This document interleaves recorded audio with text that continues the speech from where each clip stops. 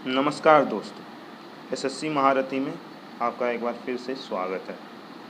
आज भी मैं आपको एसएससी के कुछ मोस्ट इम्पोर्टेंट वर्ड्स बताऊंगा और उसके यूजेस बताऊंगा, उसके सिनोनिम्स बताऊंगा।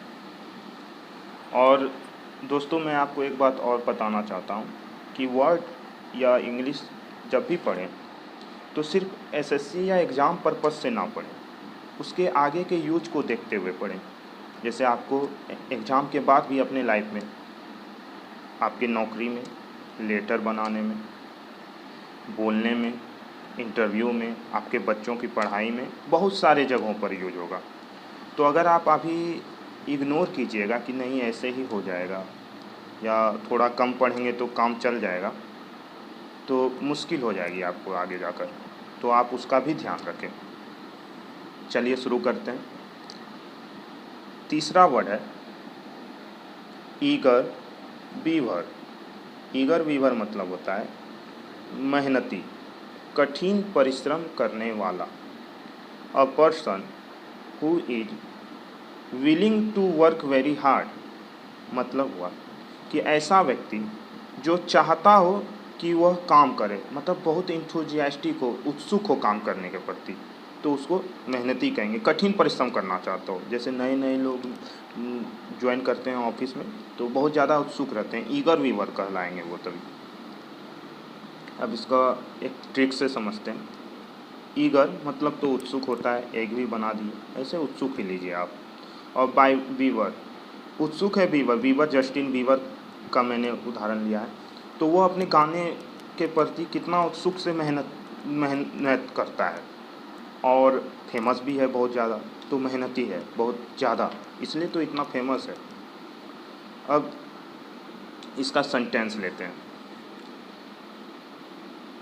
जैसे आप एक और सिंपल सेंटेंस समझें कि नरेंद्र मोदी जी जो हैं वो ईगर वीवर लीडर हैं, क्योंकि उनके एक्शंस से लगता है कि वह बहुत ज़्यादा काम करने के प्रति उत्साही हैं।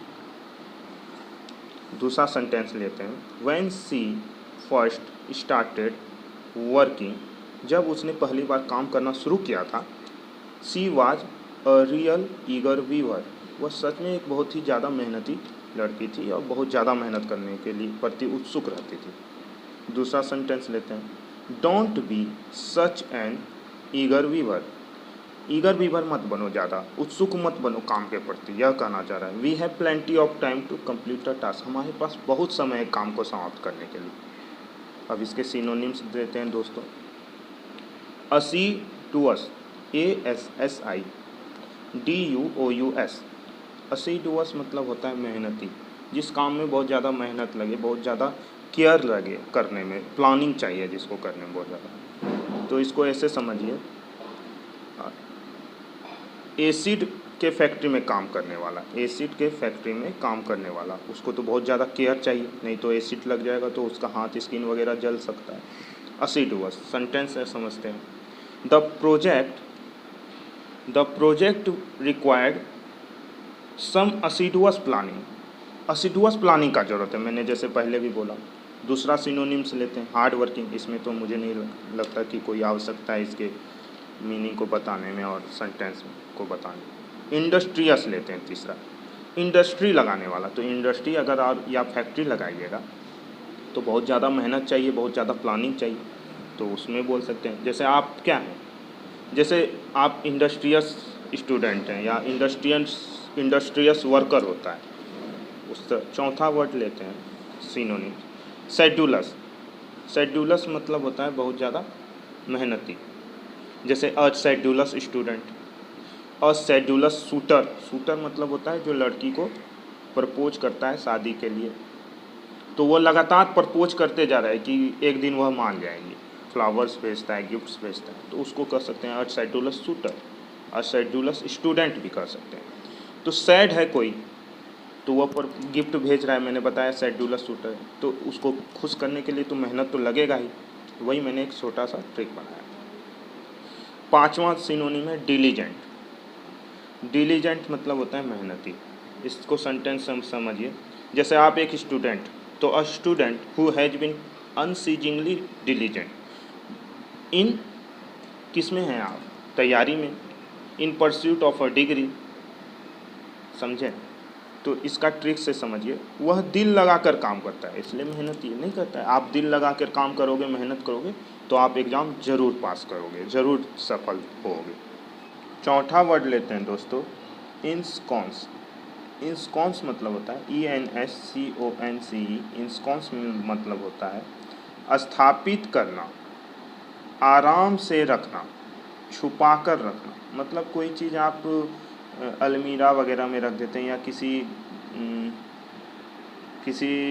चीज़ के पीछे रख देते हैं आराम से कि कोई देखे नहीं या ये टूटे नहीं, कोई बच्चा ना उसको तोड़ वोड़ दे, तो उसे इंस्कॉन्स करते हैं आप। जैसे सेंटेंस, इसका एक्सप्लेनेशन समझिए। टू फॉर्मली प्लेस और हाइड, मैंने बोला आराम से रख देते हैं या छुपा कर रख देते हैं कि कोई नुकसान ना पहुँचे। समवन और समथिंग, किसी व्यक्ति को या वस्तु को। जैसे सेंटेंस समझिए, the sculpture is safely ensconced behind glass. इस स्कल्पचर को आराम से पीछे ग्लास के रख दिया गया, म्यूजियम वगैरह में रख दिया जाता है कि कोई उसको नुकसान ना पहुंचा सके। दूसरा सेंटेंस समझते हैं, he ensconced himself in front of the television. उसने अपने आप को टीवी के सामने बिठा दिया, स्थापित कर दिया कि जब तक क्रिकेट मैच ख़त्म नहीं होगा या कोई टीवी सीरियल ख़त्म नहीं होगा, कोई मूवी ख़त्म नहीं होगा, तब तक वो उठेगा नहीं। इंस्कॉन्स्ड कर दिया अपने आप को। इसका ट्रिक इंस्कॉन्स्ड का आप बताइएगा मित्रों कि क्या बनना चाहिए। इसका सिनोनिम्स लेते हैं। एस्टाब्लिश, ये तो जानते ही होंगे। दूसरा सिनोनिम लेते हैं सेटल, SETTLE, सेटल जानते ही होंगे। इंस्टॉल भी जानते होंगे, मोबाइल में एप्लीकेशन को स्थापित करते हैं, इंस्टॉल करते हैं। चौथा सिनोनिम लेते हैं नेसल, NESTLE। तो इसको ऐसे समझिए, नेस्ले का अगर चॉकलेट खाइएगा तो मुंह में चिपक जाता है, स्थापित हो जाता है, छूटता नहीं है जल्दी। सेंटेंस से समझते हैं, the fly ball nestled into the outfielder's glove. मतलब उसके ग्लव में बॉल आकर स्थापित हो गया, फंस गया। पांचवा सिनोनिम लेते हैं पर्च, PERCH। सेंटेंस लेते हैं, perched the baby in a basket. आप मॉल गए तो बेबी को पर्च्ड कर दिए बास्केट में कि परेशान ना करे। पर्च का जैसे मंच चॉकलेट आता है, उसी तरह पर्स को आदमी कैसे अपनी पॉकेट में आराम से रखता है, स्थापित रखता है। तो आप इससे इसका पर्च का पर्स बना सकते हैं। अगला सिनोनिम लेते हैं रूस्ट। रूस्ट का सेंटेंस लेते हैं, पिजन फ्लाइंग होम। कबूतर जो थे घर की ओर उड़ रहे थे, to roost on the roof, छत पर बैठने के लिए। तो इस तरह इसका मैंने 6 सिनोनिम्स बताया मित्रों, और एक महत्वपूर्ण वर्ड भी बताया। आप ये मत देखें कि रोज़ एक वर्ड 2 वर्ड ही हो रहा है, उसका पूरा यूज मैं बता रहा हूँ। उसका सिनोनिम, सेंटेंस, यूज़ वगैरह सारा चीज़ बता रहा हूँ। सिनोनिम्स का भी सेंटेंस बता रहा हूँ, तो उसको आप ध्यान में रखें। और अच्छा लगे तो चैनल को लाइक कीजिए, सब्सक्राइब कीजिए, शेयर कीजिए, और उससे भी ज़्यादा इम्पोर्टेंट, सीखिए ज़रूर। रोज़ वर्ड सीखिए, मैथ सीखिए, GK सीखिए, कुछ भी सीखिए, लेकिन लर्निंग प्रोसेस हमेशा चालू रहना चाहिए एक स्टूडेंट का। धन्यवाद।